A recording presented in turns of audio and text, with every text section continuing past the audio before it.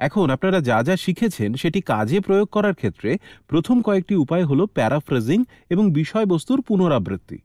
আমরা এই দুটিকে একই স্ক্রিনে রেখেছি যাতে আপনার তুলনা করতে সুবিধে হয় কেন এই দুটি আলাদা।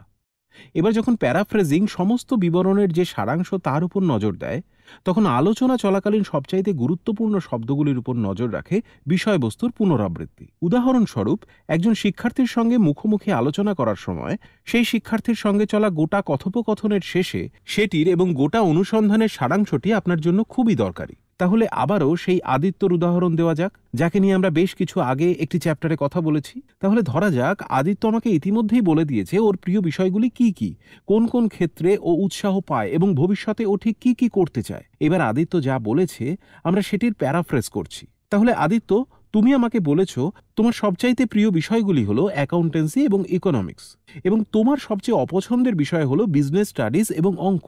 তোমার অভিভাবকরা চায় যে তুমি চার্টার্ড অ্যাকাউন্টেন্সিকে কেরিয়ার হিসেবে নাও, কিন্তু তুমি চাও এন্টারপ্রেনিয়ারশিপ। এবং আমি এটিও বুঝতে পারছি যে তুমি জয়পুরের বাইরে গিয়ে পড়াশোনা করতে চাও, হয়তো বম্বে বা ব্যাঙ্গালোর, কারণ সেখানে স্পোর্টস ম্যানেজমেন্টের অনেক অপশন পাওয়া যায়। তাহলে সমস্ত গুরুত্বপূর্ণ বিষয়গুলিকে প্যারাফ্রেজ করার এটি হলো একটি উপায়। এবার অন্যদিকে বিষয়বস্তুর পুনরাবৃত্তি মানে সবচেয়ে গুরুত্বপূর্ণ শব্দগুলির পুনরাবৃত্তি। তো যেখানে প্যারাফ্রেজিং গোটা বিষয় নিয়ে কথা বলে, সেখানে রিস্টেটমেন্টে আমরা সেই বিষয়বস্তুর শব্দগুলি খুঁজি। এবং এটি খুব দরকারি হয়ে উঠতে পারে যখন আপনি মুখোমুখি ইন্টারভিউ সেশন চলাকালীন অনুসন্ধান চালাচ্ছেন। তাহলে বিষয়বস্তুর পুনরাবৃত্তি মানে হলো শিক্ষার্থীকে একই শব্দ বারবার বলে চলা। আপনাদের আলোচনার একটি নির্দিষ্টতা আনার জন্য এটি খুব জরুরি। মানে যদি কোনো নির্দিষ্ট কলেজ বা কোনো নির্দিষ্ট এন্ট্রান্স এক্সাম থাকে যা নিয়ে আপনারা মুখোমুখি সেশনে আলোচনা করেছেন, এবার যখন আপনি শিক্ষার্থীর সামনে বারবার কিছু গুরুত্বপূর্ণ শব্দ পুনরাবৃত্তি করছেন, তখন সেটি আপনার প্যারাফ্রেজিং এরও একটি অংশ হয়ে উঠতে পারে। তো যেখানে বিষয়বস্তুর রিস্টেটমেন্ট হলো একই শব্দের পুনরাবৃত্তির উপর নজর দেওয়া, সেখানে প্যারাফ্রেজিং হলো সারাংশ। বিষয়টি নিশ্চিত ও সামগ্রিকভাবে বুঝতে পারার পরও প্যারাফ্রেজিং নজর রাখে যেখানে বিষয়বস্তুর পুনরাবৃত্তি নির্দিষ্ট কিছু বিষয়ের উপর নজর রাখে। এখন সেশন চলাকালীন এবং সেশনের শেষে দুক্ষেত্রেই প্যারাফ্রেজিং ব্যবহার করা হয়, কিন্তু বিষয়বস্তুর পুনরাবৃত্তি বেশিরভাগ ক্ষেত্রে ব্যবহার করা হয় অনুসন্ধান চলাকালীন, যখন আপনি শিক্ষার্থীটিকে নানান প্রশ্ন করে চলেছেন। এবার এই দুটি সমন্বয় আপনাকে সক্রিয়ভাবে শুনতে, এমপ্যাথি দেখাতে এবং সঙ্গে যা যা তথ্য আপনি সংগ্রহ করলেন সেগুলিকে মনে রাখতে সাহায্য করে।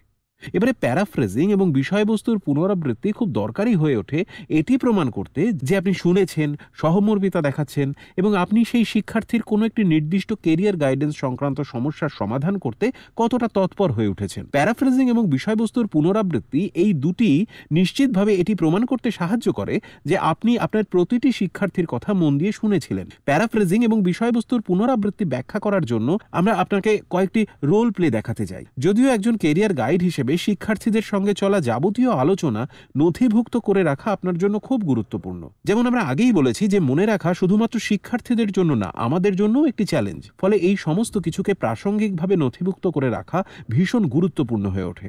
তাহলে এর মানে হলো শিক্ষার্থীদের সাথে চলা আপনার প্রতিটি আলোচনা, প্রতিটি পরামর্শ যেগুলি আপনি তাদের দিয়েছেন, সমস্ত সুযোগের ক্ষেত্রে সমস্ত অ্যাকশন প্ল্যান, সেটির টাইম লাইন এবং যে গুরুত্বপূর্ণ বিষয়গুলি নজর দিতে হবে সেই সব এমন কিছুভাবে ডকুমেন্টেড করে রাখা যেন কোনো কিছুই বাদ না পড়ে। তো এর আগে আমরা কিছু থিওরি নিয়ে কথা বলেছি এবং এখন আমরা দেখব যে একটি সেশন চলাকালীন কিভাবে আপনি সেই শিক্ষা এবং থিওরিগুলিকে অন্যভাবে প্রয়োগ করতে পারেন।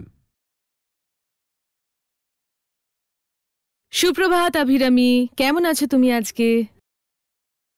আমি ভালো আছি ম্যাম।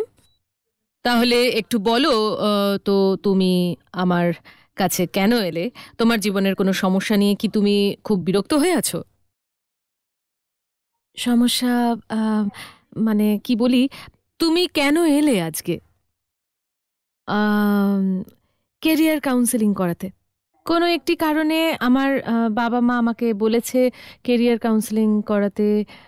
আমি সেটি করাতে চাই না, কিন্তু তাও আমি এখানে। কিন্তু তুমি কেরিয়ার কাউন্সেলিং করাতে চাও না কেন?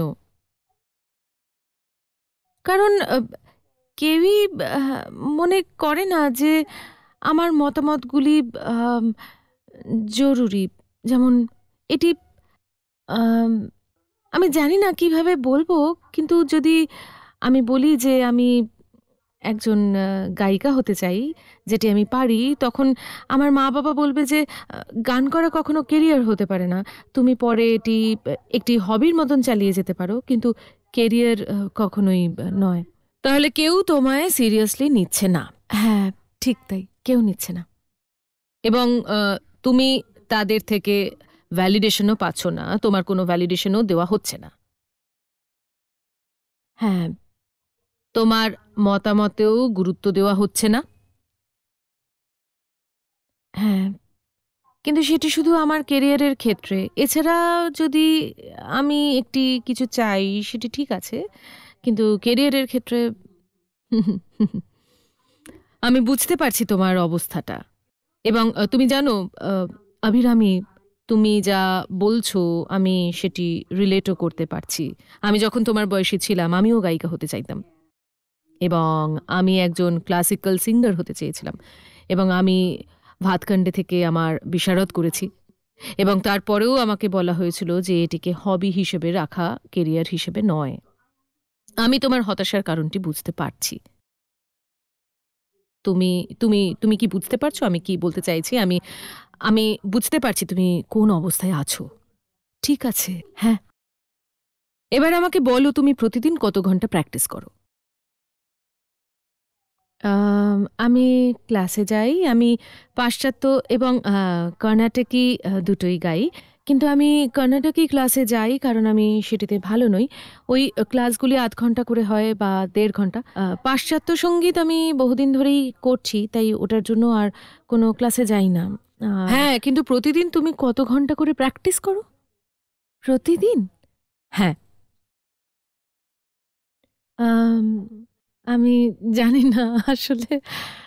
দেখো, যদি তোমার প্যাশন থাকে এবং তুমি সত্যিই কিছু একটি করতে চাও, তাহলে তোমায় সময় দিতে হবে, রেওয়াজ করতে হবে। রেওয়াজ মানে প্র্যাকটিস, প্র্যাকটিস, প্র্যাকটিস, যতক্ষণ না তুমি নিখুঁত হয়ে উঠছো। তুমি বুঝতে পারছো? হুম, ঠিক ম্যাম। তাই যদি তোমার সেই প্যাশনটি থেকে থাকে তাহলে সেটি তোমায় তোমার মা বাবাকে দেখাতে হবে। হুম, এটা বুঝতে পারছো? হুম, ঠিক আছে। হ্যাঁ, পারছি। দেখো, যেটি হয় সেটি হলো তোমার বাবা মায়েরও তোমাকে নিয়ে কতগুলো ভয় আছে। হুম, ওরা চায় যে তুমি অর্থনৈতিকভাবে এবং কেরিয়ারে সেটেলড হও, যাতে তুমি তোমার নিজের খরচা নিজে চালাতে পারো, জীবনে উন্নতি করতে পারো। হুম, আচ্ছা। 11-এ আর 12-এ তুমি কোন কোন বিষয়ে পড়বে সে ব্যাপারে কোনো সিদ্ধান্ত নিয়েছো? আমি এখনো ভাবছি আমি বিজ্ঞান নিতে চাই না।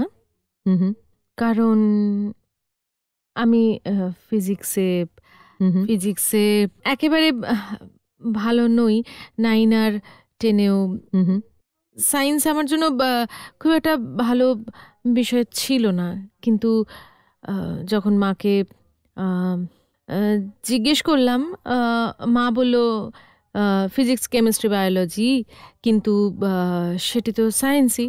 আর আমি নিশ্চিত যে আমি সায়েন্স না নেওয়ার চেষ্টা করব। হয়তো অন্য কোনো বিষয় বেছে নেব। আচ্ছা, আমায় একটি কথা বলো, যদি তোমাকে এমন বলা হয় যে তোমায় পরীক্ষা দিতে হবে না, এমনি ভালো লাগার জন্যে পড়ো, তাহলে তুমি কোন বিষয়টি বেছে নেবে? তাহলে আমি আ অঙ্ক আর ইংলিশ নেব। এই দুটিই আমার ফেভারিট। ম্যাথস আর ইংলিশ? হ্যাঁ। বাহ! দারুণ! এটা তো দারুণ ব্যাপার। তুমি কি জানো, বেশিরভাগ ম্যাথমেটিশিয়ানই ম্যাথসে খুব ভালো। এটা বিটসের ব্যাপার, বিটস গোনার ব্যাপার। হুম? এছাড়াও আমি তোমাকে আরেকটি পরামর্শ দিচ্ছি। কেমন হবে যদি তুমি ম্যাথসের সঙ্গে হিউম্যানিটিজ নাও? এটি তোমাকে জীবনে অনেকগুলি চয়েস দেবে, এবং যদি তুমি চাও বা যদি তোমার স্কুলে থাকে তাহলে পঞ্চম বিষয় হিসেবে তুমি মিউজিক নাও। হুম, আসলে সেটা ওখানে সাবজেক্ট হিসেবে ফ্রেঞ্চ দিচ্ছিল, তো আমি ফ্রেঞ্চ নিয়েছি। বাহ! এটি তো খুব ভালো। অবশ্যই তুমি ফ্রেঞ্চ নিতে পারো। কেন পারো না? যখন তুমি ওয়েস্টার্ন গান গাও তখন কেন নয়? হুম, আরেকটি ভাষাতেও তো গান গাইবে, যা আরেকটি দিগন্ত খুলে দেবে, তাই না? এতে কি তুমি খুশি হয়েছ? হ্যাঁ। হুম। এবার আমাকে বলো, যদি তুমি হিউম্যানিটিজের সঙ্গে ম্যাথস নাও, তাহলে 12-এর পর তোমার মাথায় কি প্ল্যান আছে? তোমার অ্যাসপিরেশনগুলি কি কি? তুমি আন্ডার গ্র্যাজুয়েশন কোথায় করতে চাও, কোন বিষয়? আমি প্রশ্নটা ঠিক বুঝতে পারিনি। আচ্ছা, তো 12-এর পর যখন তুমি কলেজে যাবে তখন কোন বিষয় নিয়ে তুমি স্পেশালাইজ করতে চাও? আমার আর্টস ভীষণ ভালো লাগে।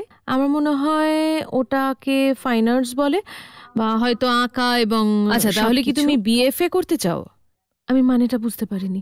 Bachelor of fine arts.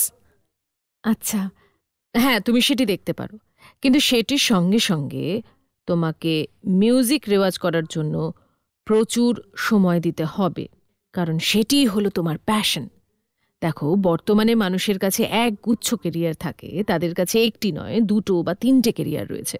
যদি তুমি একজন প্রতিভাবান শিল্পী হতে চাও, তুমি একজন পেইন্টার হতে পারো, একজন গ্রাফিক আর্টিস্ট হতে পারো, এবং সঙ্গে সঙ্গে গানও গাইতে পারো। এবং যখন তুমি একজন গায়িকা হিসেবে খুব সফল হয়ে যাবে, তখন হয়তো আর্ট তোমার সাইড হবি হয়ে যাবে। কিন্তু ততদিন পর্যন্ত তোমার কাছে ভরসা করার মতন আরেকটা জিনিসও রইল। তোমার কাছে এই ব্যাপারটা কি পছন্দ হচ্ছে? হ্যাঁ ম্যাম। হুম। আমার সাথে কথা বলার পর তোমার কেমন লাগছে? ভালো, বেশ ভালো। মানে আমি ঠিক শিওর ছিলাম না যে কোনটি বাজবো, 11-এ কোন বিষয়টা নেব। হুম। কিন্তু এরপর অনেকগুলো বিষয় এবং স্ট্রিমের পথ খুলে গেল। হুম। কিন্তু অভিরামী কি খুশি হয়েছে? আমি কি বাজবো সে বিষয়ে শিওর ছিলাম না। হুম। খুশি? আমি তো সবসময় খুশি, আমি সব কিছুতে হাসি, তাই আমি খুশি। কিন্তু ভবিষ্যৎ নিয়ে কি আরেকটু নিশ্চিত হতে পেরেছ? হ্যাঁ হ্যাঁ। হুম। হ্যাঁ। বাহ, এটি খুব ভালো অভিরামী। আমার মনে হয় তোমার ভবিষ্যৎ খুব উজ্জ্বল। তুমি তোমার গান করা নিয়ে বেশ ফোকাসড, কিন্তু গান করার সঙ্গে সঙ্গে তোমাকে একটু প্র্যাকটিক্যালও হতে হবে। তাই যেমন তুমি বললে তোমার আর্ট নিয়ে ব্যাচেলর ডিগ্রি করা উচিত, এবং যেমন তুমি আন্ডার গ্র্যাজুয়েট জানো যে 11 আর 12-এ তো হিউম্যানিটিজ এবং ম্যাথস নিতে পারো, এমনকি ডিজাইনিংও নিতে পারো, কারণ ডিজাইন ফাইন আর্টসের ফিল্ড থেকেই আসে, এবং সাথে ম্যাথসও, যেটি তোমাকে খুব সাহায্য করবে। এবং তার সাথে সাথে তুমি তোমার মিউজিকও চালিয়ে যেতে পারবে। মিউজিক হচ্ছে তোমার জীবনের অ্যাঙ্কার। হুম। আচ্ছা ম্যাম, কারণ আমি জানি অভিরামী ঠিক কোন জায়গা থেকে আসছে। অভিরামী যে একজন বড় গায়িকা হতে চাইতো, ভাবতো সে মঞ্চের মাঝখানে দাঁড়িয়ে আছে, হাজার হাজার শ্রোতা উঠে দাঁড়িয়ে হাততালি দিচ্ছে, এমনই তো? এটি তো তোমার স্বপ্ন ছিল, তাই তো? হ্যাঁ ম্যাম। তাহলে এতে কি তুমি একটু শান্তি পেলে যে তোমার হাতে এখন আরেকটা পথও আছে? হ্যাঁ ম্যাম। হ্যাঁ, সত্যি কথা বলতে পেয়েছি। তোমার কি কোনো ডাউট আছে? তুমি কি আমাকে আর কিছু জিজ্ঞাসা করতে চাও? আম, আ- না, এখন সেরকম কিছু নেই ম্যাম। তাহলে আম, আম, আমার কলেজে গিয়ে বিএফএ করা উচিত, তাই তো? তুমি বিএফএ করতে পারো, আবার বি ডিজাইনও করতে পারো। সেটা কি? Bachelor of design. আচ্ছা, তাহলে কি এই দুটো আলাদা বিষয়? হ্যাঁ, দুটো আলাদা বিষয়। ফাইন আর্টস হলো পেইন্টিং, স্কাল্পচার জাতীয় কোনো বিষয়ে, কিন্তু ডিজাইন হলো যখন তোমার একটি নির্দিষ্ট ধারণা রয়েছে, যখন তুমি এমন কিছু একটা বানালে যেটির ডিজাইনিংয়ের মূল্য সব থেকে বেশি। ডিজাইনিং থেকে সেটি হতে পারে টেক্সটাইল ডিজাইনিং, সেটি হতে পারে ফ্যাশন ডিজাইনিং, অথবা সেটি প্রোডাক্ট ডিজাইনিংয়ের দিকেও হতে পারে, যেখানে তুমি অ্যাক্সেসরিজ ডিজাইন করতে পারো, লেভেল ডিজাইন, অনেক স্কোপ, জুয়েলারি ডিজাইন। তাহলে এক্ষেত্রেও তোমার কাছে অনেকগুলি দিক যাওয়ার সুযোগ রয়েছে। তাহলে বুঝলে তো ডিজাইন আর ফাইন আর্টসের পার্থক্য কোথায়? তাহলে লিবারেল আর্ট কি? লিবারেল আর্ট হলো যদি তুমি একটি বিষয়ে মেজর করো, মানে একটি সাবজেক্টে স্পেশালাইজ করো, কিন্তু তুমি বাকি বিষয়গুলি নিয়েও পড়াশুনো করো আরও 29টি বিষয় নিও, যাতে তুমি একজন অলরাউন্ডার হতে পারো। ঠিক আছে? আমি বুঝতে পারলাম না। আচ্ছা, যখন তুমি লিবারেল আর্ট নেবে তখন তুমি একটি বিষয় নেবে। আচ্ছা, ধরা যাক তুমি বললে আমি সাইকোলজি পড়তে চাই, লিবারেল আর্ট। তাহলে সাইকোলজি হবে তোমার প্রধান বিষয়। তুমি সাইকোলজি নিয়ে অনেকগুলি কোর্স করবে, কিন্তু সাইকোলজি ছাড়াও তোমাকে পড়তে হবে অল্প একটু বায়োলজি, অল্প একটু ম্যাথমেটিক্স, সামান্য পারফর্মিং আর্টস, সামান্য একটু ফাইন আর্টস, সামান্য যা তুমি জানো এই সব কিছু, যাতে তুমি একজন লিডার, একজন অলরাউন্ডার হতে পারো এবং তোমার চিন্তা ভাবনা কখনোই সংকীর্ণ হয়ে না থাকে। এবার কি তুমি বুঝতে পারলে? আচ্ছা, হুম, তাহলে একটি বিষয়কে মেজর নিতে হবে এবং বাকিগুলোকে মাইনর।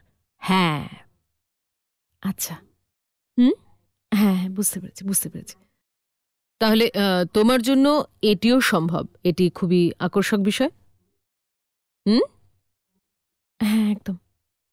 আর কোনো ব্যাপারে তোমায় সাহায্য করতে পারি? না, আমার আর মাথায় কোনো প্রশ্ন নেই। না ম্যাম, আর কোনো প্রশ্ন খুঁজে পাচ্ছি না। যদি তোমার কোনো ডাউট থাকে তুমি যে কোনো সময় আমার কাছে আসতে পারো। All the best Abhirami. ধন্যবাদ ম্যাম। আমি আশা করছি তোমার মাথার ভিতরের কিছু ধোঁয়াশা আমি কাটাতে পেরেছি, যেগুলি নিয়ে তুমি কিছুটা কনফিউজড ছিলে।